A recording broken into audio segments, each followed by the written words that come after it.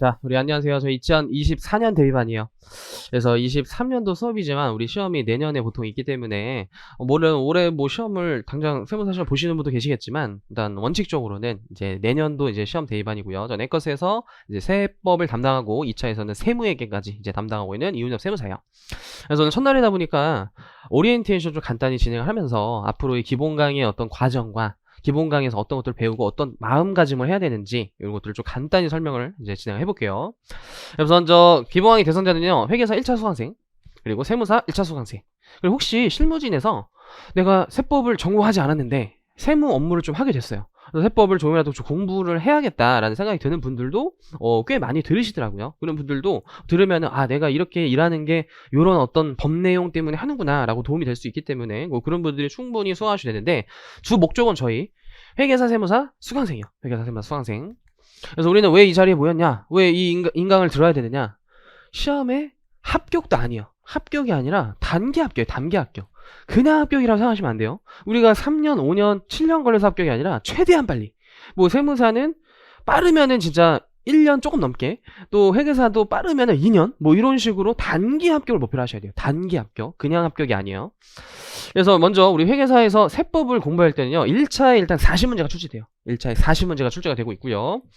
2차에 세법이 100점, 한 과목 출제가 되는데 계산형 100점이요. 2차는 우리 회계사분들은 2차에서는 논술형이 거의 출제가 안 되고 있고요. 아주 예전에는 여기에 논술형이 좀 가볍게 출제된 적이 있었어요. 근데 이제 요즘에는 향후 한 5년 정도에는 100% 계산 문제로 출제돼서 요거를 이제 세법을 공부해야지 합격할 수 있구나. 두 번째, 우리 세무사 시험에서는요, 1차에 똑같이 40문제. 근데 이제 세무사 시험은 2차에 세법이 3개예요. 그래서 계산형 한 과목 100점, 논술형 2과목, 그래서 총 300점. 300점을 이제 대비를 해서 이제 시험에 합격하는 그런 목적으로 이제 기본 강의를 들으시는데, 그래서 기본 강의의 목적은요, 다시 한번 이제 단기 고득점이고요. 두 번째, 이것도 굉장히 중요한 얘기예요. 우리 2차 시험을 별개로 생각하시고요. 2차 시험은 2차 과목만을 들어야지만 점수를 올린다 해서 1차를 좀 대충 소홀히 전략적으로 한 뒤 2차 때 올인해야지 이런 생각을 좀 할 수 있거든요. 절대 아니에요. 그러면 애초에 1차 시험, 2차 시험을 나누지 않았을 거예요. 시험 제도라는 것 자체가 1차, 2차를 단계로 나눈 다 취지가 있어요. 이게 한 번에 2차 시험을 보기에는 2차 난이도가 어렵고 내용이 어려우니까 어느 정도의 기본 내용과 어느 정도의 주제를 1차에서 거르고 2차에서 어려운 주제로 간다라는 취지로 만들었기 때문에 이 기본 강의의 상당 부분, 아니면 거의 대부분이 2차의 토석과 기본기가 돼요. 그래서 지금 여러분들이 하는 게 다 2차 공부에 다 득이 되는 거예요. 근데 1차는 그냥 후딱 통과하고 2차는 또 2차 가서 새로 해야지 하기에는 2차 때 2차만 나오는 과목을 또 해야 되면서 어려운 내용이 추가되니까 이게 조삼모사라고 생각할 수 있지만 아니요. 1차 때 많이 한 사람이 2차 때 빨리 합격해요. 그러니까 이 기본 강의가 굉장히 중요하고 2차 공부를 하고 있다는 생각하셔야 돼요. 이 강의 자체가요. 그래서 기본 강의는 주로 우리 시험에 나오는 법, 이 법을 이해하기 위한 취지, 이 법을 이해하기 위한 사례, 이 세 가지를 배우는 게 이제 기본 강의 목적이라고 보시면 되고요. 이게 1, 2차 포함돼서 배우지만 2차 강의는 왜 더 있냐? 아무래도 1차에는 배우기 어려운 특수주제라든지, 또 2차에는 법에 없지만 예규라든지 흔히 약간 행정 해석, 뭐 세무사 시험 같은 경우는 판례 이런 것도 좀 출제된 경향이 있기 때문에 어느 정도 단계가 있는, 난이도가 더 높은 강의지만 상당 부분 1차 내용에서 연결이 되는 게 훨씬 많아요. 그래서 그걸 꼭 굉장히 중요하게 여겼으면 좋겠고요. 그래서 연계성을 한번 보시면요, 회계사부터 먼저 회계사가 40문제 나오고 했잖아요, 1차에. 근데 이론형이 약 22개고 계산형이 18개여서 회계사 시험 일단 계산 문제가 많이 나와요. 계산 문제가. 그러니까 1차에 또 상대평가를 합격하는 시험 제도에 따라 계산 문제를 제껴서 합격하기가 어려워요. 계산 문제가. 근데 이 계산 문제를 사실 1차뿐만 아니라 왜 제끼면 안 되냐면요, 2차 세무회계로 불리는, 우리 세법이라고 지칭하지만 이게 사실 수험계에서 세무회계라 그래요. 세법 계산 문제를. 요게 1차를 잘했을 때 세무회계를 잘하게 되지, 1차를 그냥 대충 합격하고 세무회계 해야지 하면은 오래 걸리고 안 돼요. 그러니까 이게 기본 강의가 굉장히 중요하다는 거. 이게 다 2차의 상당 부분을 배우고 있다는 거예요. 그래서 요게 짧게 나왔다면 크게 나온다라고 생각하시면 좋고요. 세무사는 우리 이론형 28개, 계산형이 약 12개가 출제가 되는데, 요 이론형이 더 논술형으로 약간 법에서 해석이 되지 않는 판례 등을까지 배우는 게 이제 세법학이라는 논술형 시험이요. 근데 최근 시험이 판례보다 법령 위주로 나오다 보니까 더욱더 1차와의 연관성이 훨씬 높아졌어요. 세법학 시험이라는 게. 그리고 이 계산 문제가 마찬가지로 회계사처럼요, 세무회계 100점으로 출제가 되는데, 세무사 수험생분들은 자칫 이론형이 거의 다 40문제 중에 많이 70%가 출제되다 보니까 계산 문제를 제끼고 일단 이론으로 합격해야지라는 생각이 굉장히 많을 수 있어요. 왜냐하면 계산 문제가 솔직히 저는 거짓말은 하진 않기 때문에 쉽진 않아요. 계산 문제가 꽤 어려워, 난이도가. 그러면 공부하다 보면 일단 시간이 없고 합격을 해야 되니까 뭐 극단적으로 나중에 이론형만 해서 합격을 할 수는 있지만 그만큼 2차 가서 고생을 많이 해요. 그럼 처음 에너지가 있을 때, 우리 항상 에너지가 있고 열정이 있고 파이팅이 넘칠 때 최대한 해놓으시면 2차 가서 하는 게 줄어들어요. 그렇게 해서 단기 합격을 할 수 있어요. 내가 1차를 그냥 덜렁하고 2차를 팍 해서 단기 합격이 아니라 거의 10의 9의 단기 합격생들은 기본기가 탄탄했을 때 단기 합격을 했다라는 거예요. 그래서 기본강이 이제 굉장히 중요한 이런 이제 수업이 되는 거죠. 그리고 단기 고득점은 어떻게 하느냐, 이 기본 강의는 이제 어떠한 목적으로 만들어졌느냐, 일단 기출문제를 철저히 분석하셔야 돼요. 이거는 여타 학원 세법 선생님들에게 차이점이에요. 기본 강의에서 거의 이론 위주로 가르쳐요.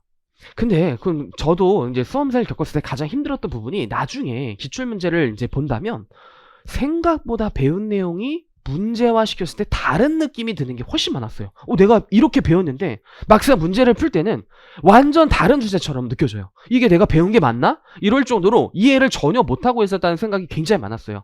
그럼 이게 그때 기본만 때 복습한 거는 굉장히 비효율적이었고 에너지 낭비였다는 생각이 많이 들었단 말이에요. 그래서 기출문제를 본 과목과 처음부터 기출문제를 안 본 과목의 효율성은 엄청난 차이를 가져오기 때문에 저는 기본 강의 때부터 기출문제를 엄청 철저히 분석을 해서 어떻게 시험에 합격하는지 정확히 알려드릴 거예요. 우리 세법을 사실 공부한다 하지만 더 중요한 전제는 회계사, 세무사, 세법을 공부한다는 생각을 드셔야 돼요. 실무 영역 가면 실무 세법이 따로 있어요. 근데 우리는 일단 수험에 빨리 합격하는 게 최우선 목표이기 때문에 수업 시간에 당연히 실무 내용을 설명하면서 여러분들의 재미와 실제는 이렇게 해요 라는 가미를 하지만 철저히 이론 위주로, 수험 위주로 공부하는 사람이 빨리 합격해요, 결국은. 그래서 기출문제 철저히 분석해야 되는데, 이 기출문제가 왜 중요하냐면 세법의 이론이 너무 방대하고요, 뭘 공부하는지 처음에는 방향성을 잡을 수가 없어요. 선생님 이 책을 다 외워야 되나요? 핵심 정리, 세부사항까지 다 봐야 되나요? 그러기엔 양이 너무 많아요. 근데 이제 기출문제를 보면요, 매년 나오는 포인트와 매년 나오는 주제가 어느 정도 정해져 있어요. 왜냐면 시험이라는 게 중요한 주제를 너가 공부해서 합격했는지를 거르는 거지, 야, 네 시험에도 안 나오고 지엽적인 거 구석탱이에 있는 거를 공부해서 합격시키는 게 아니잖아요, 교수님들의 목적이. 그러니까 중요한 주제를 내다보면 매년 중요한 주제들이 비슷하지만 다르게 나오는 거지 똑같이는 안 나온단 말이에요. 근데 내가 기출문제를 보면은 막 시험에 잘 나오지도 않는 거, 막 10년에 한 번 나온 주제들도 다 복습을 하기에는 양이 너무 많아요. 그리고 세법만 보는 게 아니라 재무도 해야 되고 원가도 해야 되고 뭐 경제학, 상법 등의 과목까지 해야 된다면 이거를 다 할 수가 없어요. 애초에 그 양을 줄여주는 기능이 기출문제예요. 이 기출문제. 그래서 기출문제를 굉장히 분석해야 돼요. 근데 그 분석하는 방법을 수업 시간에 녹여서 설명을 드릴 거고요. 근데 이렇게 오해하시는 분이 진짜 많아요. 우리가 이 세무사 시험 외적으로도 뭐 단순 자격증 시험이라든지 뭐 더 쉬운 뭐 운전면허증 이론 시험이라든지 시험을 봤을 때는 기출 일명 은행식으로 출제되는 경우가 많단 말이에요. 즉 기존에 나왔던 기출 문제를 잘 외우면 전혀 뭐 내용을 몰라도 정답을 찾을 수 있는 능력이 길러지잖아요. 저희 회계사 세무사 1차 시험만 하더라도 굉장히 위험해요. 거의 이 방법이 통용되지가 않다는 거예요. 왜냐하면 우리 기존 기출이 거의 유사하게 나오는 게 매년 30%도 안 될 때가 많아요. 보통 이 기존 기출에 응용이 출제되는 거예요. 그러니까 기출문제를 통해서 방향성을 잡고 결국 여러분들이 해야 되는 건 응용력이야. 그 법령의 내용이 기출문제 이렇게 나온다는 걸 파악한 뒤 다음에 어떻게 예상돼서 나올 수 있는가지 대비하는 것이지, 문제를 그냥 외워보는 사람 진짜 많아요. 이거만 그냥 10번 풀고 외웠대요. 선생님 객관식 쳐 이제 다 맞춰요. 근데 시험은 40점 나온 사람도 많이 봤어요. 객관식 막 800문제를 다 맞추는데 시험 문제가 40점 나온대. 외운 거예요. 요러면 합격하기가 힘들어요. 요러면 합격하기가. 그래서 결국 기출문제를 통해서 방향성을 잡되 이론서를 통해서 응용력을 기르는 것까지가 여러분들의 목표다. 목표. 그리고 심지어 매년 신유형, 개정세법으로 인한 새로운 문제, 처음 나온 주제, 요런 것들이 약 10%에서 20%가 나오는데 이거를 한 사람이 하셨으면 좋겠어요. 이거를 처음부터 다 하기에는 양이 너무 많으니까 기존 기출의 응용력까지 기르면은 1년 지나가요, 사실. 요걸 엄청 바삐 했어도 1년이 지나가 있거든요. 근데 여기가 됐어. 나는 막 전공자고 세법이 흡수가 너무 잘 돼. 막 선생님이 너무 좋아. 이래서 막 세법 잘했어. 그런 분들은 이제 신유형까지 가시는 건데, 그 전에는 요거를 일단 목표를 한번 해보세요. 그러면 1차도 80점이 나와요. 1차도 80점이 나오기 때문에 굉장히 고득점이에요. 80점 참고로 저희 시험에서. 그래서 기출 외우지 절대 마시고요. 그리고 두 번째로는요, 세법을 단기 합격하려면 우리 시험에 나오는 게 법이에요. 시험 범위가 법이라는 생각을 계속 해야 돼. 시험 범위는 교수님들의 생각이 아니에요. 교수님의 실제 범위는 법이야. 우리는 법을 공부하면 시험에 합격한단 말이야. 근데 그 법을 공부할 때는 우리 입문 강의 들어보시들 알겠지만 법이 용어가 일단 개어려워요. 이게 실제 법이야. 그냥 사례, 실질, 과세원칙 이런 거 배웠었죠. 그죠? 그리고 우리가 법을 보기에는 이유가 안 나와 있어요. 실제 법은 이유가 안 써져 있어요. 이유를 배워야 돼요. 우리가 세법을 공부하기 위해서는요, 용어를 먼저 정리해야 되고 취지와 사례를 봐야지만 법이 읽혀요. 그래서 이해가 안 되면 법을 외운단 말이야지. 근데 외우기엔 양이 너무 많고 바로 까먹어요. 그러니까 애초에 이해를 해야 되는 게, 우리 사례로 들어보면은 우리 저상버스 이런 거 들어봤죠? 저상버스. 버스 정류장 기다려보면 저상버스가 5분 뒤에 온다 그란 말이에요. 사실 저는 저상버스가 안지 한 2년밖에 안 됐어요. 어느 날 그냥 궁금해서 인터넷에 쳐봤어. 버스의 상위 도면도가 낮다. 버스 그 탑승하는 계단이 낮다. 이게 일단 용어를 정의해야 돼. 용어를. 근데 왜 만들어졌을까 취지를 찾아보니까 아무래도 예전에 버스들은 계단이 있었어요. 그래서 어른분들, 할아버지 할머니 분들이라든지 다리가 아프신 분들이라든지 사회적 약자인 다리 불편하신 분들이 버스가 타기에 어렵다는 거야. 그래서 상체를 낮고 계단을 없게 만드는 버스, 그게 저상버스의 개념이에요. 이렇게 용어와 취지를 알면 저상버스가 왜 생겼는지 알고 거기서 파생된 문제들이 술술 풀어지는데, 그냥 저상버스다 이렇게 외워버리면 금방 까먹고 이해가 안 되니까 공부할 때 재미가 없어요. 그래서 단기 합격은 용어의 정리와 취지와 사례야. 그리고 마지막으로 법을 보는 거야. 그래서 세법이 이렇게 써져 있구나. 그리고 우리 시험은 마지막까지 이제 뭐 보는 거예요? 시험에 이렇게 나오는구나. 함정은 이렇게 나오고 오답은 이렇게 나오는구나. 그 작업까지 하면 1차 무조건 고득점 합격이에요. 근데 마지막으로 이걸 반복해야 돼요. 반복을 안 하면 순식간에 까먹어요. 여러분들이 지금까지 공부한 모든 과목 중에서 최고의 휘발성, 순식간에 까먹는 느낌을 드실 거예요. 정말 이거는 모든 전국 세법 수험생이 다 느끼는 처음에 고충이야. 선생님 저 세법 큰일 났어요.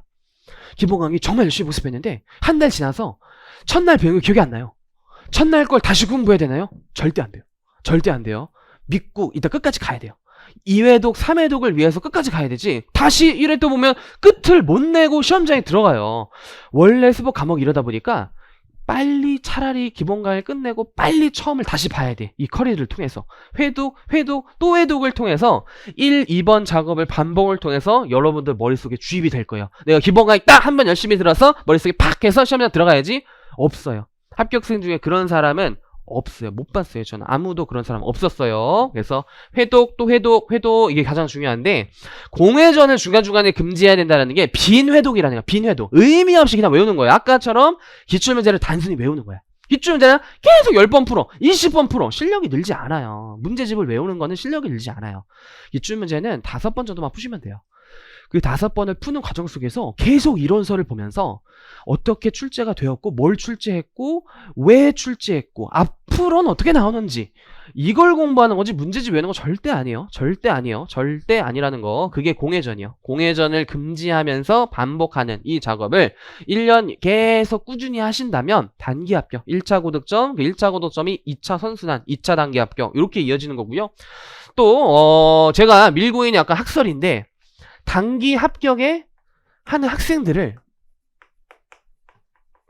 매년 저는 분석해요. 저는 합격생들을 매년 만나서 빨리 합격한 생들 또는 늦게 합격한 생들 만나서 밥도 먹고 합격생이 학원에 찾아오기도 하는데, 그때마다 공부 방법과 공부할 때 힘들었던 점, 실제 제가 공부했을 때도 저는 그런 고민을 굉장히 많이 했었어요. 왜? 학원에서 세법은 알려주지만 세법 공부 방법은 안 알려줘.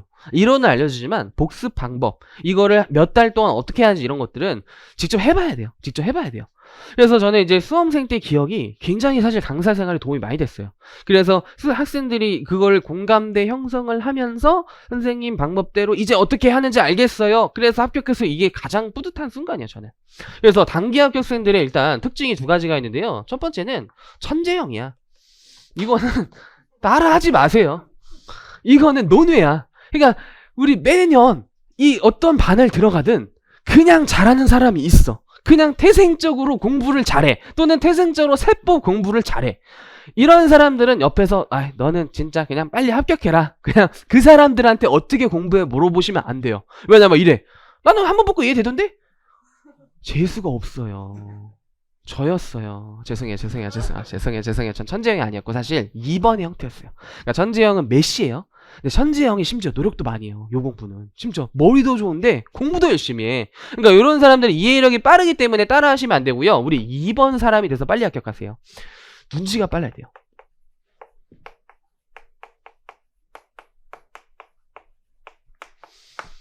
시험에 빨리 합격한 사람은 시험에 눈치가 빠른 사람들이 합격해요. 이때 눈치가 또 다시 한번 두 가지가 있는데, 첫 번째는요,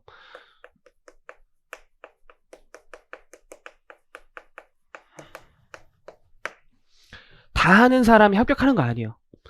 시험에 잘 나오는 거 위주로 효율적으로 어떻게 보면 얍삽하게 전략적으로 하는 사람이 빨리 합격해요. 그게 정말 시험에 잘 나오는 건 미친듯이 파고요. 시험에 잘 안 나오는 것들은 일단 나중에 하거나 과감히 제껴요. 요런 사람들 오히려 빨리 합격해요. 근데 저는 강사 입장에서 시험에 잘 나오는 것만 내가 과외생이라면 알려주면 되겠으나 그게 안 나오는 건 아니란 말이에요 또. 그래서 다 알려주되 중요도를 좀 설정하는 편이에요. 왜냐면 안 나오진 않으니까. 또 100점을 맞추고 싶은 사람도 있다 보니까 이 위치에서는 최대한 보수적으로 알려줘야 되지만 중요도를 설정해 주고요. 그런 거를 사실 선생님이 알려주는 게 아니라 수험생 스스로 찾는 사람이 제일 빨리 합격해요.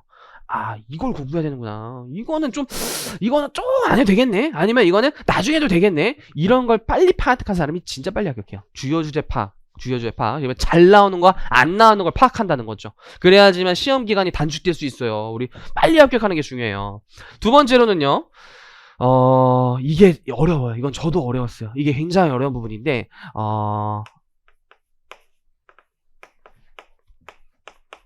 스스로의 내가 이 내용을 알고 있는지 모르는지 눈치 파악하는 사람이 빨리 합격해요. 왜냐면 이제 공부를 하다 보면 시간이 지나서 까먹는 부분도 있고 안 까먹는 부분도 생겨요. 근데 우리가 24시간 공부할 수 있는 게 아니에요. 우리가 공부 시간은 한정적이고 매일 사실 바쁘게 공부해도 내 5과목을 100점, 500점 만점, 400점 만점 할 수가 없어요. 그러면 이제 시간을 줄여서 2회독, 3회독 때부터는 모르는 거 위주로 해야 되는데 이게 생각보다 쉽지가 않아요. 내가 뭘 모르는지 파악은 자기를 객관화시켜서 한 발이 떨어져가지고 내 자신을 바라봐야 되는데 이거는 진짜 쉬운 영역이 아니에요.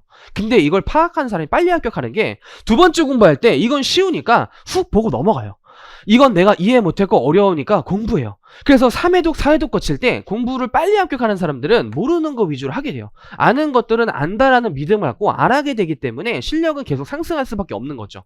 근데 이런 파악을 하지 않은 사람들은 다시 2회독 때도 1장을 다 풀고 2장을 다 풀고 3장을 다 풀다 보면 매일 열심히 해도 양이 너무 많은 이런 시험에서는 다 채 회독을 끝내지 못하고 시험장에 들어가 버리기 때문에 이 뒷주제들은 공부를 못하고 들어가 버리는 이런 상황이 한두 사람이 아니라 거의 수험생의 절반이에요.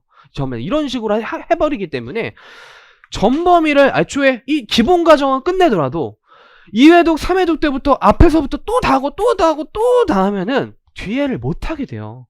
결국 내 40문제 중에서 공부한 건 20문제밖에 안 돼. 근데 20문제를 20문제 다 맞추기가 쉽지 않으니까 과락이 많은 거예요. 우리 시험 과락률이 40점 못 넘으면 과락이잖아요. 나중에 인문강에서 통계를 알려주기 때문에 지금 안 가져왔는데 세법 같은 경우에는 거의 50%가 40점이 못 나와요. 수험생에. 그게 공부 과정이 이러기 때문이요. 그래서 이제 기본 과정 때는 이런 과정까지 이런 눈치는 크게 안 채도요. 왜? 일단 기본 과정은 다 모른다는 과정이니까. 근데 여러분들이 계속 점차 시간이 지날 때는 과연 내가 뭘 모르고 뭐가 약한지, 설령 이거 외운 건 아닐까? 내가 문제는 맞추지만 이건 외워서 푸는 게 아닐까? 이런 자기 의구심을 계속 들면서 공부를 해보세요. 그럼 이건 외워서 한 거구나. 이거는 원리 파악을 위해서 기본서를 좀 봐야겠구나. 이거는 이해도 됐고 문제도 풀리네? 그럼 그냥 한 문제만 풀고 넘어가도 되겠구나. 이런 식의 공부 방법을 하는 사람들이 굉장히 빨리 합격할 수 있어요. 그래서 요런 것들은 제가 그나마 최근까지 수험생을 그나마 겪은 입장으로서 말해줄 수 있는 최고의 어떤 노하우라고 보시면 돼요. 노하우. 그래서 단기 고득점을 이렇게 하시면 좋고요. 우리 교재는 일명 노랭이라고 불리는 수험생에서 책 표지가 노랭이어가지고 노랭이라 그러는 기본서예요. 왜 저희는 이런 교재를 썼냐? 입문반들 설명드렸지만 교수님들이 가장 많이 보는 서적이요. 우리 출제위원이 교수님이요. 출제위원이 교수님이고 출제위원이 보는 책을 공부하는 게 가장 수험 적합하겠죠. 그래서 나중에는 여러분들이 회독을 위해서 요약서로 넘어가지만 처음부터 요약서 보는 게 왜 위험하냐?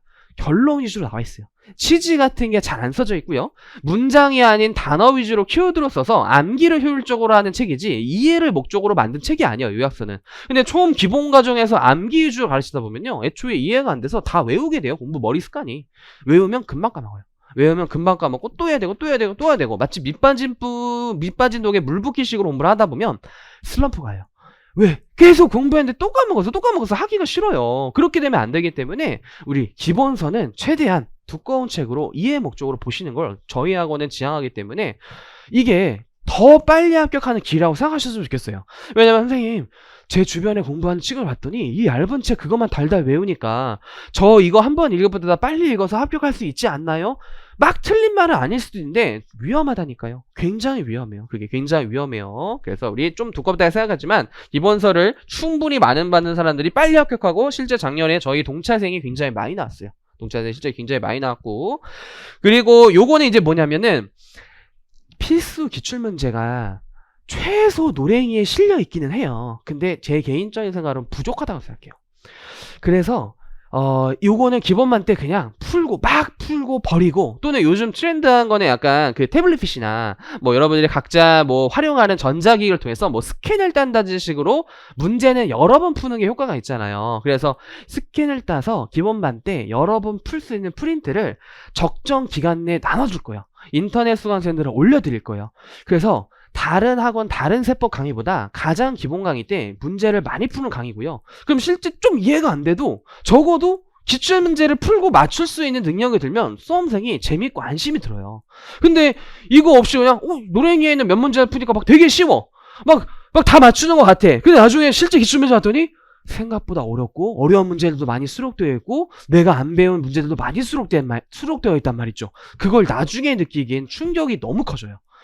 일단 처음부터 꽤 많은 너무 어려운 문제 아니고 필수 기출문제집을 한 8시간 하면 한 이틀 정도 하면은 한 번씩 이제 나갈 거예요. 그 배운 거에 맞게. 그리고 수업 시간에도 직접 풀어드릴 거예요. 수업 시간에 직접 풀어드릴 테니까 잘 문제를 많이 풀어보세요. 그럼 여러분들이 뭘 공부해야 되는지 알아서 방향성이 잡힐 거예요. 알아서 방향성이. 그래서 최근 5개년 기출문제를 유인물로 풀 거고요.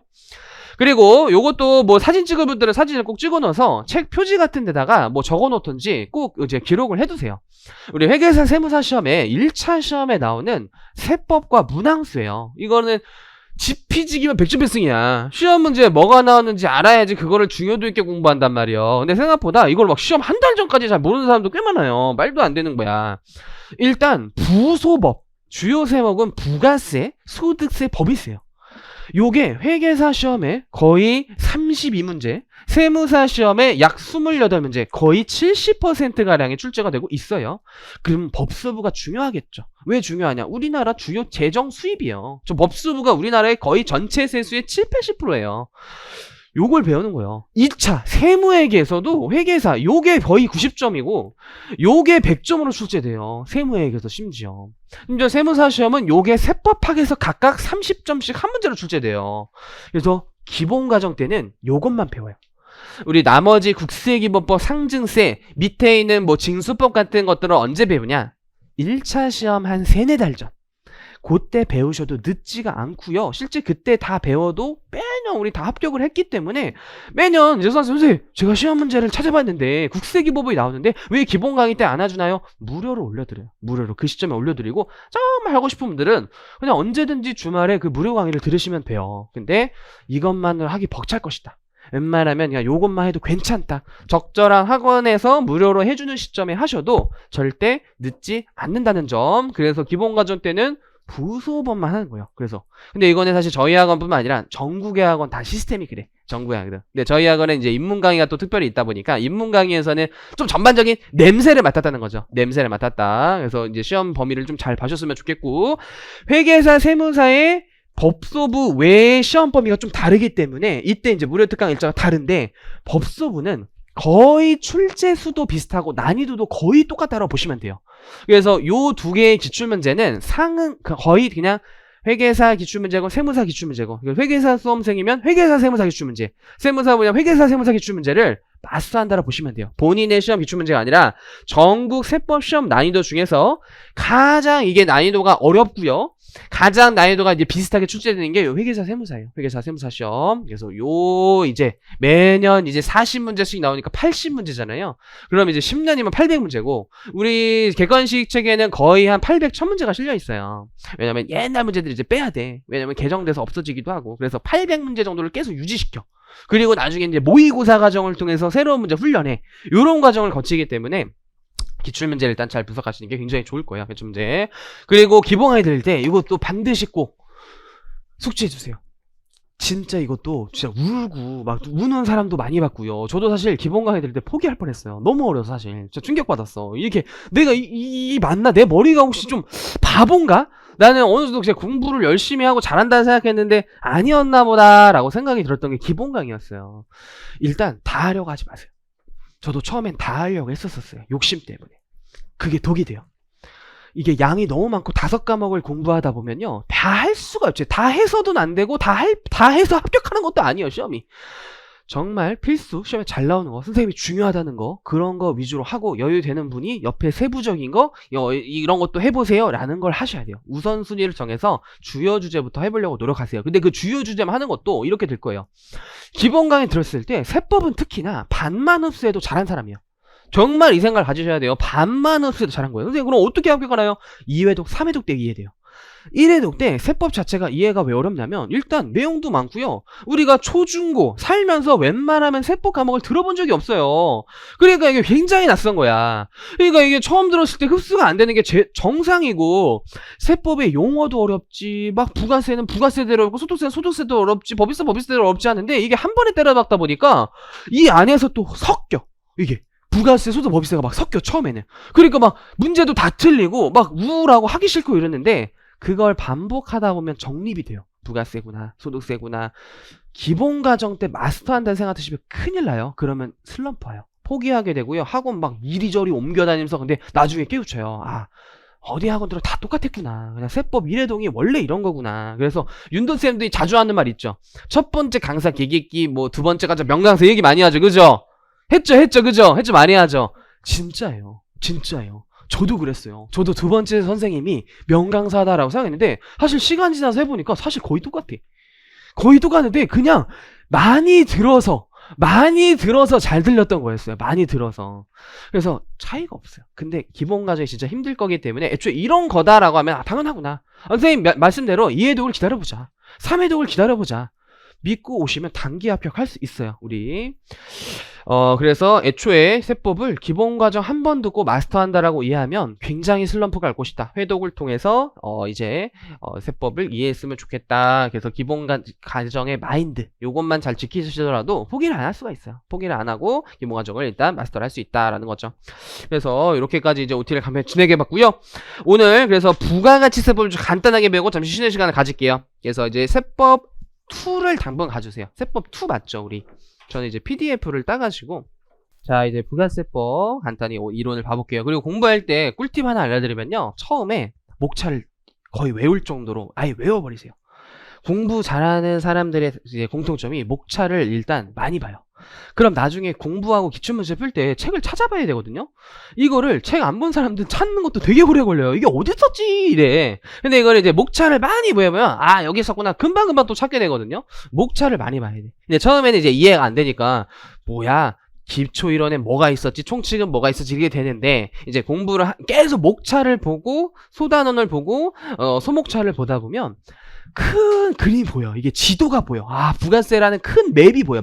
맵이 보이면서 내가 그걸 언제든지 찾아갈 수 있는 맵이 있으면은 딱 내가 우리 놀이공원 갔을 때 딱 뭐 자이로 드롭이 여기 있구나 이렇게 금방 찾아갈 수 있고 바이킥은 여기 이렇게 찾아갈 수 있잖아요. 근데 맵이 없다고 생각해봐.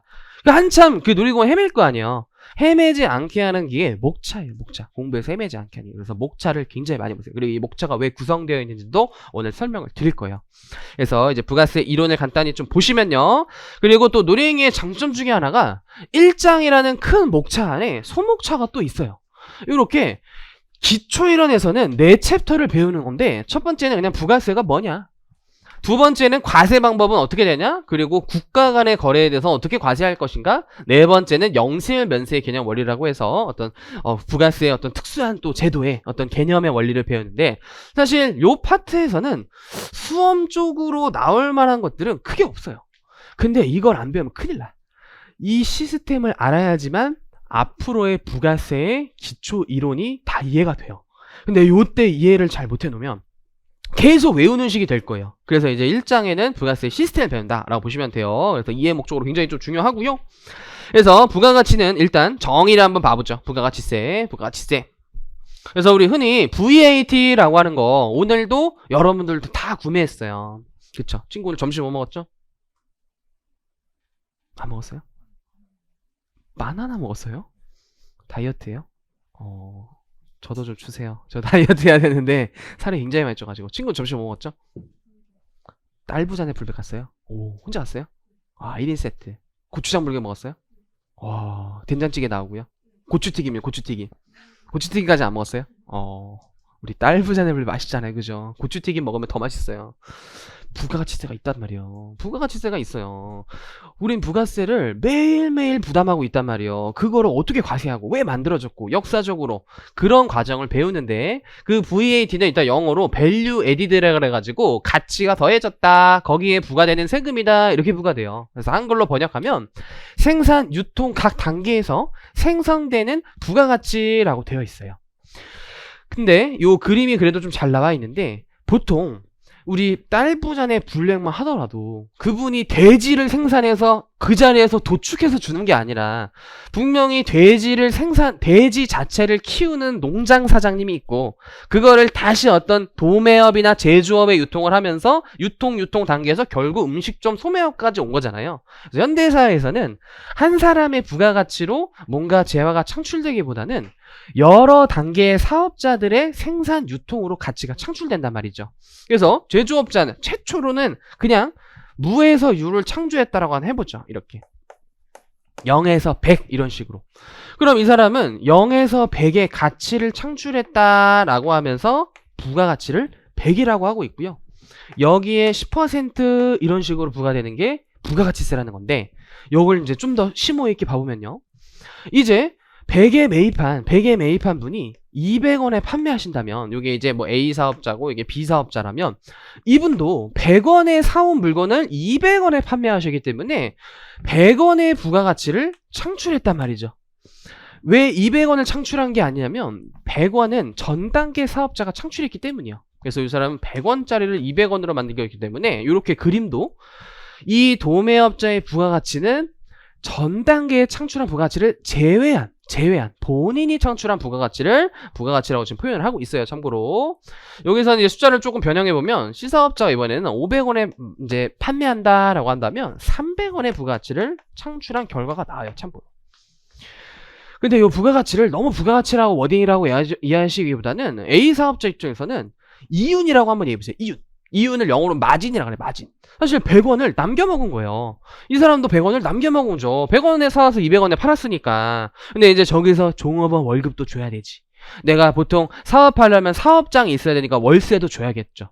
또는 뭐 주식회사라면 채권자들이 있었을 거고 막 이자도 줘야겠지. 뭐 그런 식으로 해서 뭐 남겨먹는 이윤 정도로 생각하셔도 이해되는 게 일단 많을 거예요. 참고로. 그럼 이게 경제적으로 국가 입장에서 봤을 때는요, 이게 이제 여긴 소비자야. 소비자가 500원의 물건을 소비하는데, 이 500원의 물건은 여러 사업자들의 부가가치, 그 여러 사업자들의 부가가치를 합쳐보면 국민 총 생산이라 그래가지고 경제학적으로 사실 부가가치가 만들어졌어요. 요거를 부가가치라고 보시면 돼요. 결국 1년 동안 국민 총생산, 기업이 총 창출한 부가가치, 그게 500원이야 결국. 0에 무에서 500원짜리의 물건이 사업자들의 단계를 거치면서 만들어졌다는 거죠. 요 500원은 결국 국민 총 소비가 돼요. 국민 총 생산 500원은 결국 소비자가 소비하는 500원의 소비 가격과 일치하다 보니까 요 부가가치 국민 총 생산은 국민 총 소비가 된단 말이죠. 그래서 요 부가가치의 10%를 때리는 결과는 소비의 10%를 때리는 결과랑 같을 거예요. 그래서 부가가치세를 이제 뭐로 지칭할 거냐면, 잠시 이제 넘어가서 잠시 순서를 좀 달리 해볼게요. 5페이지라서 보통 부가세를 한 단어로 이렇게 표현해요. 부가세는 여기 이제 3페이지의 개념과 성격으로 오셔서 모든 거래 단계에 생성되는 부가가치에 과세하되 부담의 전가는 좀 이따 설명드릴 거고, 가장 핵심 워딩은 다단계 일반 소비세예요. 부가가치세를 이해하려면 다단계 일반 소비세라고 표현하셔야 돼요. 다단계 일반 소비세. 그래서 이런 과정들이 이제 배울 거다. 그래서 부가세는 첫 시간이 제일 어려울 거야 아마 이게. 그래서 이를 구체적으로 설명하면 다음과 같다라고 하면서, 부가세는 뭐에 대한 세금을 부과하냐. 이거는 사실 우리가 입문 강의 때 배워서 기본 강의 때는 이제 세법의 시스템까지 설명 못 드리는데, 혹시 조금 세법이 좀 어렵다면 입문 강의를 빠르게 그걸 막 복습하지 말고 빠르게 한번 들으면요, 거기서 세법의 뼈대, 세법의 중요한 용어 이런 것들을 좀 설명해줘요. 근데 입문 강의를 했는데 입문 강의 했는 내용을 또 기본 강의면 이중 설명이 돼가지고 안타깝게도 입문 강의 좀 안 들은 분들은 그거에서 좀 용어를 배워야 돼요. 우리 거기서 어떤 중요한 단어를 배웠냐면 담세력이란 중요한 용어를 배웠어요. 그죠? 세금을 과세하려면 담세력을 정부가 결정해야 되는데, 부가가치세는 담세력이 소비예요. 소비. 담세력이 소비. 그래서 소비세라고 표현하는 거예요. 소비에 대해서 부과한다라는 거죠. 그래서 부가세는 소비세인데, 하필 소비세 이렇게 세금을 지칭하지 않고 부가가치세 이렇게 표현하기 때문에 자꾸 소비라는 그런 담세력이 머릿속에 지워져. 그러면은 뭔가 자꾸 이론이 꼬여버려요. 그래서 절대로 부가세 공부하면서 날아가지 않아야 될 개념은 소비세예요. 소비세. 근데 거기에 일반자가 붙어있다라는 건 이제 1번으로 내려가서 원칙적으로 모든이란 거에 체크하고, 모든 재화는 물건이고요, 용역은 서비스예요. 모든 재화 용역 소비 행위에 대해서 과세한다. 그걸 일반이란 표현을 쓰고 있어요. 그래서 원칙적으로 어떤 물건에만 세금이 있고 어떤 물건에만 세금이 없으면은, 이게 일명 우리 이것도 중요한 세법의 뼈대로서, 우리 세법의 중요한 뼈대, 이거는 중요하니까 다시 한번 좀 설명드리면요, 우리 세법을 공부할 때는 이 두 가지가 가장 중요해요. 효율과 공평. 이거는 그냥 첫 장에 팍 박아두세요. 모든 세법의 시스템은 효율과 공평이야. 이 효율이 사실 두 가지인데, 일단 행정청 입장에서 징수를 어떻게 하면 효율적으로 거둘 수 있는가, 이런 생각도 해야 돼. 세금을 다 걷는다고 좋은 게 아니라 징수비가 더 들면 안 되는 거야. 징수비가 더 들면 행정청의 징수비를 적게 하면서 국가가 세금을 걷게 짜야 되고, 두 번째는 인간들의 의사결정에 영향을 최소화시켜야 돼. 세금으로 인해서 인간의 의사결정에 영향을 미쳐서는 안 돼요. 이게 일명 조세 중립성이라는 단어로서 배웠었단 말이에요. 그래서 우리 X 재화에는 부가세 10%가 있고 Y 재화에 대해서는 부가세가 없다면, 이게 똑같이 1,000원이라는 가격에 팔았을 때 얘는 1,100원에 팔린단 말이에요. 이제 부가세가 있으니까. 얘는 부가세가 없으니까 1,000원에 판매가 된단 말이죠. 그럼 부가세라는 세금 때문에 소비자들은 당연히 똑같은 물건이면 1,000원짜리 산단 말이지. 비슷한 물건이어도 1,000원짜리 산단 말이지. 이게 10,000원이고 100,000원이고 100만원까지 올라가면 10%의 금액은 더욱더 커진단 말이죠. 부가세는 모든 재화나 서비스에 원칙적으로 과세하기 때문에 이러한 조세 중립성이라는 거를 유지할 수 있다는 거예요. 해치지 않고 유지한다라는 거죠. 어떤 특정 세금에만 세금이 있다라면 조세 중립성을 해쳐버릴 수가 있어요. 근데 그러지가 않는 세금이다라고 보시면 돼요. 그걸 일반이란 말을 붙이고 있어요. 일반이란 말을 붙이고 있어요. 근데 그러다 보면 또 여러 문제가 생겨요. 우리 생활 필수품 같은 거라든지 정부가 좀 장려하는 거 있어요. 책 보고 신문 보고 우리 흔히 재미없고 안 하는 거 이런 게 대부분 면세예요. 부가세가 없어. 면세라는 건 부가세가 없는데 그건 예외야. 이제 세법의 어떤 룰, 원칙이 있으면 예외가 있어요. 근데 원칙을 항상 출발하라 그랬죠. 원칙은 다 과세하는 건데 예외적으로 정부가 이런 것들은 부가세 없애줄 테니까 소비 행위를 장려한다든지 여러 정책상 면세 제도를 채택하고 있단 말이에요. 그건 또 이제 배워야 돼. 그러니까 그 출발점이 면세다 이렇게 하면 안 되고요.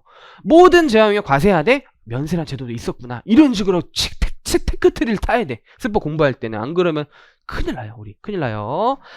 근데 일부 특정 재화나 특정 용역 소비에 대해서만 과세하는 개별 소비세라는 세금이 있고요. 주세는 말 그대로 술에 대해서만 세금이 있기 때문에 주세라 그래요. 술도 재화예요. 그리고 개별 소비세의 대표적인 게 명품이야, 명품. 제가 또 여러분들 이쁘게 보이려고 백화점에서 옷을 구매했어요.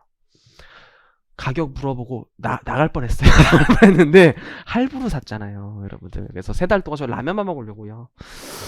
개별 서비스가 있어요. 명품에는 개별 서비스가 있어요. 20% 개별 서비스가 있어요, 심지어. 근데 부가세도 또 있어. 부가세는 다 부과하는데 주로 부자들이 소비하는 거에서는 정부가 세금을 더 묻겠다. 근데 좀 부자는 아니지만 명품의 소비가 있어요. 명품에 대해서 개별 서비스가 있어요. 참고로 이런 특정한 재화나 특정 행위, 대표적인 게 카지노 가는 거야. 도박하는 행위에 대해서 세금이 있어요. 도박하는 행위에 대해서. 그런 것들이 개별 서비스, 개별 서비스. 이게 부가세와의 구별되는 차이점이다라는 거죠. 그래서 이런 것도 이제 좀 이따 설명을 드릴 거예요. 그래서 모든 재화에 부과됐을 때 문제점이 있을 것이고, 그걸 파생돼서 만든 게 이제 개별 서비스 같은 거 아니면 정책상, 술 먹는 거에 세금 좀 부과하자. 이런 식으로 만들어지기도 하고요. 그래서 일단 지금은 특징을 크게 배우는 거다. 그래서 일반 소비세, 이게 가장 중요한 편이야. 일반 소비세. 두 번째로는요, 부가세가 일반 세목보다 까다로운 이유 중에는 내가 세금을 부담했는데, 즉 소비자가 부담을 했는데, 여러분들 부가세 내본 적 없단 말이에요. 내본 적 있는 사람은 사업하신 분이야. 가끔 이제 사업하다가 세금 관심이 있어서 넘어오신 분들이 매년 한두 번씩 계시더라고요. 작년에도 안경집 하다가 오신 분도 있었고요. 또 제가 유튜브에 올렸었는데 닭강정 하시는 분이 지금도 혹시 강의를 들으시면 너무 감사한 분이에요. 제가 연락 주셨으면 좋겠어요. 그때는 제가 부담스러워서 폰 번호를 못 알려드렸는데, 왜냐면 이제 막 새벽에도 질문하고 그런 수강생이 생각보다 많아요. 여러분들 안 그러시겠지만. 그래서 이제 저는 인터넷 답변을 엄청 자세히 이제 해주는 편인데, 멀리서 의정부에서 저를 보겠다고 아침 8시인가 오신 거예요. 근데 제 번들 보니까 학원에 전화해서 훈협 선생님을 만나봐야 된다면서 어때요? 그래서 저는 내가 혹시라도 사고 쳤나? 막 이러면서 엄청 걱정하면서 토요일 아침에 뛰어갔어요. 그래서 1층 커피빈에 계신다고 내려갔는데, 그냥 유튜브 보고 팬이 생겼던 닭강정 사장님이었어요. 근데 자기가 닭강정 하다 보니까 세금 관심이 생겼고, 우연히 이제 유튜브로 보다가 선생님 강의를 들었는데, 그냥 요 선생님한테 들어야겠다라고 하면서 수업을 듣는데, 앞으로 그냥 잘 부탁드린다고 그냥 실무를 영접하고 싶어서 오셨다고 닭강정을 박스채로 가져오신 거야. 너무 감동적이었어. 그래서 직원들끼리 둘이 닭강정 회식했잖아요, 그때. 그게 전날 튀겼음에도 불구하고 굉장히 맛있었어요. 우리 의정부 사시는 분들은 어떤 땡땡 시장인데, 와, 그분이 또 1타 무슨 인천에 유명한 닭강정집 있잖아요. 뭔지 알죠? 인천 사시는 분 있어요? 신땡 닭강정 유명해요. 알죠? 그죠? 알죠? 친구 알아요? 몰라요? 친구 알아요? 나는 모르네. 있어요, 그게. 근데 제 개인적으로 생각보다 그렇게 맛있진 않은 것 같아. 근데 어차피 거기 유명하니까 그 사장님한테 막 노하우를 배웠대요. 물어보려고. 근데 안 알려주지. 근데 이러고 얘기해야 되나? 나중에 혹시 문제되면 편집해주세요. 그 사장님이 거기 닭강정 쓰레기 봉투를 매일 훔쳐가서 재료를 분석했다는 거야. 그거대로 막 A 조합해보고 B 조합해보고 황금비율을 만들어서 최상의 닭강정을 만들었다는 거지. 엄청난 분이잖아요. 그죠? 엄청난 분.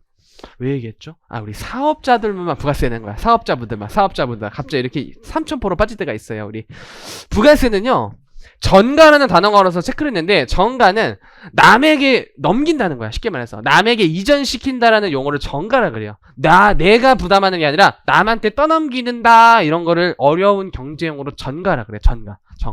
그래서 이렇게 사업자가 있고요. 소비자가 있는데 우리 100원짜리 물건 팔 때는 사실 110원에 파셔야 돼요. 우리나라에서는 부가세가 참고로 10%예요. 그러니까 애초에 물건 가격은 100원으로 표시되는 게 아니라 110원에 표시가 되는 거지. 근데 우리가 왜 110원으로 수업 시간에 사려들려면 현실에서는 5,000원이 커피 아메리카노라면 물건 가격이 45454 소수점이 나오고 부가가세가 4545444 이런 식으로 나와가지고 설명하는 게 복잡해요. 그래서 그냥 우리 현실에서 저도 메이크업을 받았다 그랬잖아요. 메이크업이 5만원이 아니야. 55,000원이에요. 그런 거는. 근데 이제 음식점이나 커피숍이나 편의점에서 판매하는 것들은 1,100원 이렇게 하는 게 아니라 1,000원의 부가세가 담겨져 있어요. 1,000원의 부가세가. 그래서 909 이런 게 약간 물건 가격이고 909, 9090 약간 소수점이 부가세야. 현실에서는 우리가 영수증 보는 것들은 그래. 영수증 보는 것들은. 그래서 현실 이제 우리는 이론을 일단 배워야 되는 거니까 이렇게 이제 110원짜리 물건이 있었다면 100원은 사업자가 먹는 거야. 100원은 흔히 사업자 우리 회계를 좀 배웠으니까 사업자의 매출이야. 사업자의 매출. 100원은 사업자가 이제 꿀꺽 하는 자기의 돈이야. 그냥 자기가 그걸로 이제 룰루라 사 먹는 거고 10원은 다시 실무적으로 이제 통장 하나 더 만들어요. 요거가 이제 그냥 본인의 사업용 계좌고 요거는 부가세 계좌를 하나 더 파서 이제 관리해 놓으면 나중에 신고 납부할 때 편리해요. 왜냐하면 이건 자기가 먹는 게 아니라 세무서에 내야 돼요. 근데 이게 신고 납부하는 게 좀 복잡하고 까다로울 수 있으니까 세무사, 회계사 이렇게 맡기는 거죠. 참고로 요거를 소비자 호주머니에서 나왔잖아. 소비자가 110원을 줬단 말이지. 근데 납부는 사업자가 해. 부담은 소비자가 했어. 이걸 지칭하는 용어를 간접세라 그래요. 간접세에 체크해보세요. 이렇게 부담하는 자와 납세 의무자가 다른 세목을 경제적으로 간접세라 그래요. 간접세라는 용어는 법률 용어는 아니에요. 법에는 암만 찾아봐도 없고 그냥 경제학에서 야 세금을 부담하는 자랑 납세 의무가 있는 사람이 다른 세목들을 간접세라는 용어로 만들자 이런 약속을 한 거예요. 참고로. 그래서 법률상 납세 의무를 지는 자는 사업자야. 사업자. 부가세는. 근데 이런 것도 오늘 다 배워야 돼. 부가세 왜 사업자일까? 왜 소비자가 안 낼까? 이런 것들 이제 배울 거고요. 그리고 세액은 다음 단계로 전가돼서 최종적인 소비자가 부담을 하게 돼요. 그래서 세금을 부담하는 자는 소비자인데 세금을 세무서에 내야 되는 자는 사업자다. 요게 다른 세목을 간접세라고 지칭한다라고 보시면 돼요. 그리고 책에 없는 이제 이유를 알려드리면요. 우리 책도 독학을 할 수가 없는 게 책에도 없는 취지를 수업 시간 굉장히 많이 설명드려요. 왜냐면 취지는 여러분들이 네이버 찾아봐도 잘 볼 수가 없는 게 대법원 판례를 많이 봐야 돼. 또는 처음 법이 개정됐을 때 기재부가 막 발표한 자료 이런 막 기재부가 요런 원인 때문에 됐다 이런 걸 찾아봐야 되는데 그럴 수험생은 시간이 없잖아요. 그걸 공부한 선생님이 알려준 그 지식으로 가는 거죠. 그죠? 시간을 단축하기 위해서 저희는 그거를 공부해서 알려드리는 거고 그죠? 아니면 일하다가 발생한 문제점들을 알려준다든지 이런 거죠. 그래서 소비자가 일단 개체수가 많아서 그래요. 일단 쉽게 표현하면 대한민국 5천만 명이에요. 5천만 명이야. 너무 많아. 근데 알게 모르게 호성쌤 수업도 들었죠. 그죠? 호성쌤 김포 사시는데 김포는 아직까지 10반이래요. 30 몇 명씩 10반이래. 그럼 약 300만이에요. 저 때도 40명씩 10반이었거든요. 43명이었어 정확히는. 43에서 45에서 450명이었고 그 다음에 더 이제 윗세대가 약간 경태 선생님이 좀 더 윗세대야. 거기는 막 이제 막 60명씩 10반 뭐 이랬지. 그때는 진짜. 교복 없는 시절. 교복이 없었던 시절 오히려. 근데 이제 윤돈쌤은 잠실사잖아요. 그죠? 윤돈쌤 잠실사인데 윤돈쌤은 그때 이제 호성쌤이랑 같이 회식하는데 자기 이제 딸 소율인가? 그죠? 소율이가 몇 반이야 막 물어보더라고. 갑자기 아내한테. 그래서 5반씩 20명씩 5반이래. 확 줄었어 인구수가. 그죠? 충격적이야 함시만 해도. 근데 그거 물어보고 바로 끊더라. 그래서 내가 괜찮아요 이런 거 물어봤으니까 오히려 좋아한대요. 이게 회식 자리에서 이렇게 전화해주는 걸 엄청 좋아한다고 하시더라고요. 그래서 신기했어. 어쨌든 개체수가 너무 많은데 우리가 이거 부가세를 다 낼 수 있느냐 세무서에.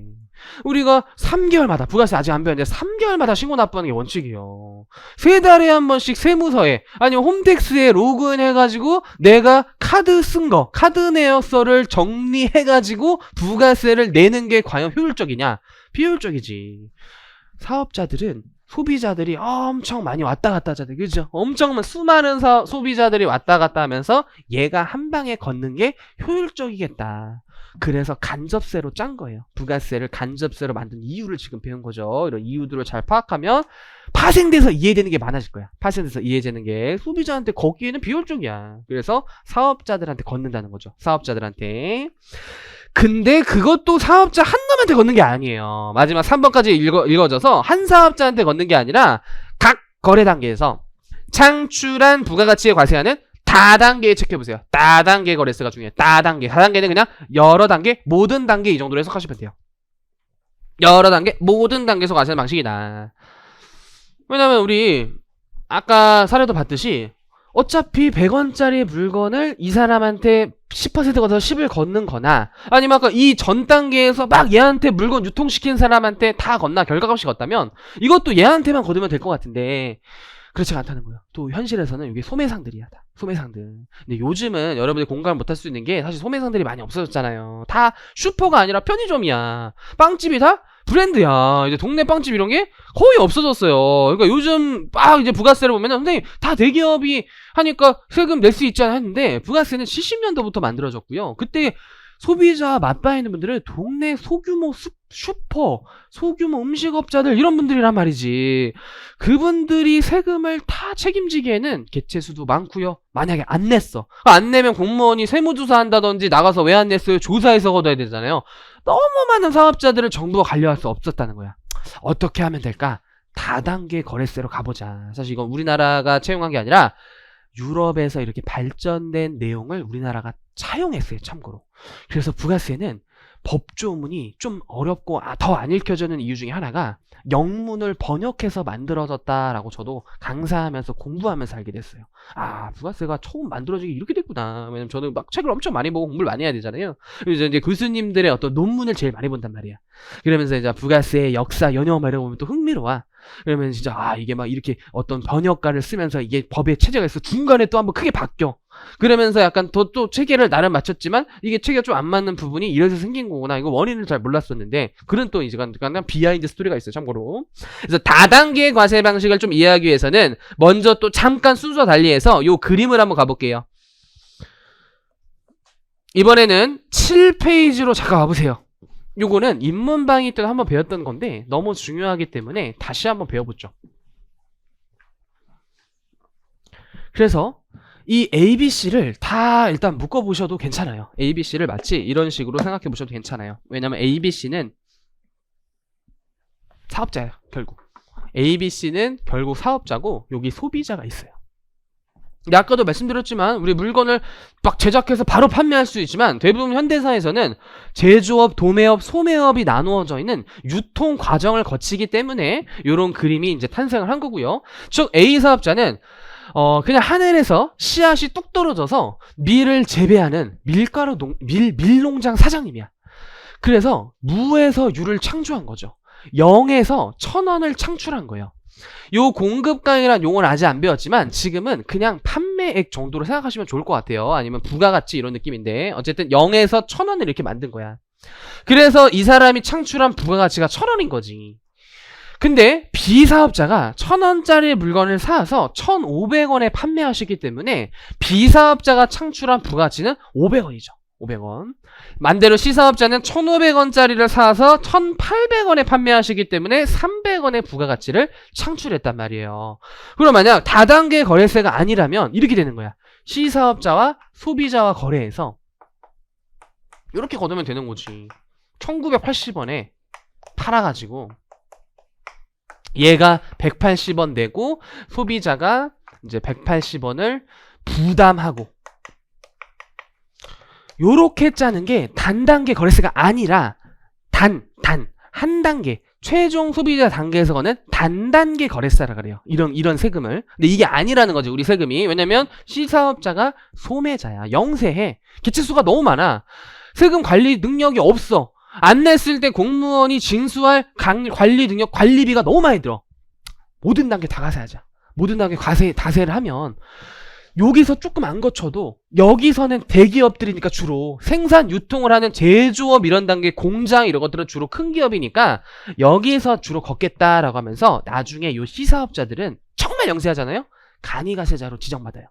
간이가세자는 부가세 거의 안 내요. 또 거의 안 내요. 참고로. 근데 지금 간이가세자까지는 안 갔고, 그래서 요쪽을 관리하기보다는 모든 단계의 사업자를 다 관리하자 이렇게 바뀐 거야. 그래서 이 1,800원, 180원을 한 방에 걷는 게 아니라 각 사업자가 창출한 부가가치를 각 사업자한테 다 걷어. 그래서 A 사업자가 1,000원에 사실 판매할 때 이제 어떻게 판매해야 되냐면 1,100원에 팔아야 돼. 1,100원에. B한테 100원을 받아와야 돼. B한테 100원을 받아와가지고 정부에 내셔야 돼요. 그게 A 사업자 부가가치의 10%의 결과값과 똑같죠. 그래서 부가가치의 10% 이게 부가가치세가 되는 거고요. 결국 이게 최종 소비자의 소비의 10%가 될 거야. 좀 이따가. 그 지금 과정을 배우는 거고요. 두 번째, B 사업자는 1,500원에 판매하려면 1,650원에 팔아야 돼. 1,650원. 10%를 덧붙여서 150원을 C한테 가져와야 돼. 150원을. 150원 C한테 가져왔다가 정부에 내야 되는데 이때 잘 들어야 돼요. 이때 B사업자는 좀 더 이렇게 세부적으로 한번 해보세요. 150원을 C한테 받아서 내야 되지만 A한테 100원 뜯겼잖아요. A한테 100원 줬잖아. 1,100원 줬잖아. 사실 1,100원. 근데 100원은 부가세인 거야. 부가세는 사업자가 부담하는 게 아니라 소비자가 부담한다 그랬잖아요. 그러니까 얘는 돌려줘야 돼. 사업자들은 부가세를 돌려줘야 돼. 근데 얘가 낼 게 있고 돌려받을 게 있네? 그럼 내고 돌려받는 게 아니라 퉁쳐서 50만 되면 되는 거야. 그래서 B사업자는 50납부라고 되어 있는 거야. 50납부. C한테 150원 받아서 내야 되지만 A한테 준 100원은 돌려받아. 결과적으로 50원을 내. 근데 이 50원이 어떻게 된 거다? 500원의 10%야. 500원의 10%랑 똑같잖아요. 지금 부가가치 10%가 됐단 말이지. 부가가치 10%. C사업자 마지막 보시면요. 얘가 소비자한테 1,800원에 팔면 1,980원에 팔아야 돼. 180원을 소비자한테 이제 받아와. 소비자는 이제 못 돌려받지. 소비자는 세금을 부담해야 되는 자기 때문에 요거 환급을 받는 게 아니라 부담이란 말이 적혀 있고요. 그럼 C가 180원을 내지만 C도 이렇게 생각해 보세요. C도 이렇게 생각해 보면 얘도 180원을 내야 되지만 B한테 150원 뜯겼잖아요. B한테 150원 뜯기고 사업자한테 돌려줘. 사업자는 부가세를 부담하는 자가 아니라 낼 의무만 있어요. 낼 의무만 있지 전 단계 뜯긴 걸 돌려줘. 이건 소비 목적으로 산 게 아니야. 사업을 위해 산 거야. 사업을 위해 산 거. 쉽게 이해하면 여러분들이 집에서 컴퓨터 샀어. 부가세 내야 돼. 세무사 개업했어. 컴퓨터 사야겠죠 당장. 컴퓨터가 없으면 사업은 어떻게 해. 그건 부가세 환급 받는 거야. 사업을 위한 매입은 부가세 돌려받는 거야. 소비를 위한 소비재만 과세하는 거예요. 일단 부가세는요. 명심해야 돼. 물건 다 10% 있는 게 아니라 사업자들은 냈다가 돌려받아. 사업자를 냈다 돌려받아. 소비 목적이 아니니까. 부가가치 창출 과정에서 물건 사는 건 부가세 부담이 없는 거야. 근데 처음부터 부담이 없는 게 아니라 냈다가 돌려받아요. 냈다가 돌려받는 거예요. 냈다가 돌려받는 거. 그래서 요렇게 해서 30원을 내.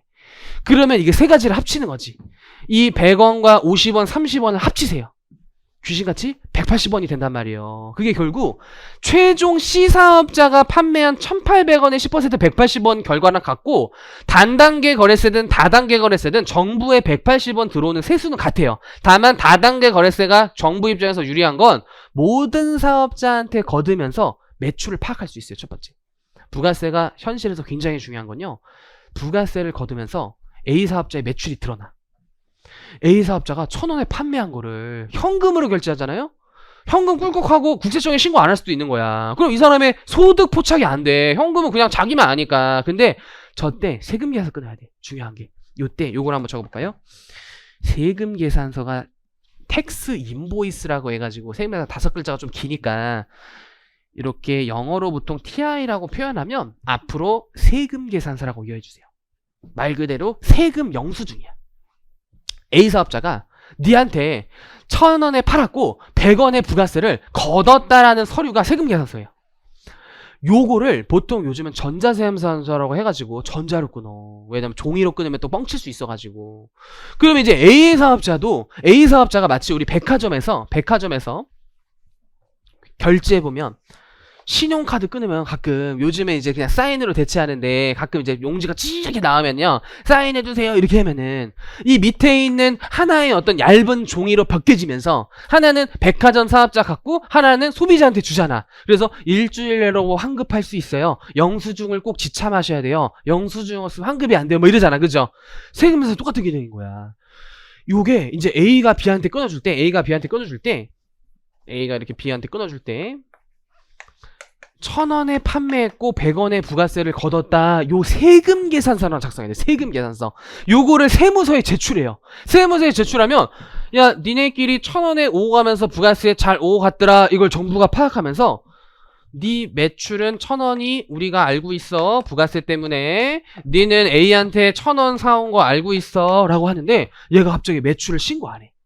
알 수 있어요. 어떻게 알 수 있냐면 B가 신고했으니까. B도 본인이 부가세 받으려면은 매입 신고를 해야 되는 거야. 매입 신고를. 그럼 이게 누구한테 사왔는지가 드러난단 말이야. A한테 사온 거야. 그럼 A는 얘 1,000원에 판 거잖아요. 근데 둘 중에 한 명이 구라치면 정부가 알 수 있어.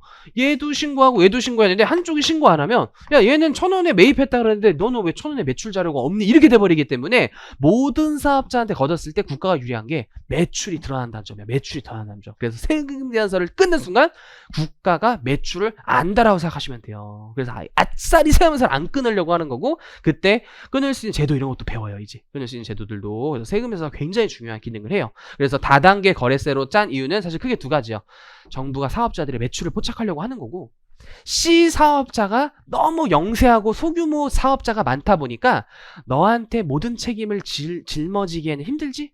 모든 사업자 부가가치를 다 과세함으로써 C 사업자한테만 걷지 않겠다. 요 두 가지의 이유에서 다단계 거래세를 만든 거예요. 근데 이게 사실 제일 어려운 내용이야. 사실 이걸 처음 배우기는 어려운 과목인데 법소보다 부가세가 쉬워. 부가세는 요 위기만 넘기면 그 다음부터는 실타래처럼 쉬워지는데 이 첫 강의가 제일 어려워. 부가세 이 첫 강의가 제일 어려울 거야. 첫 강의가. 왜냐면 이게 경제학적인 좀 느낌이 있어요 사실.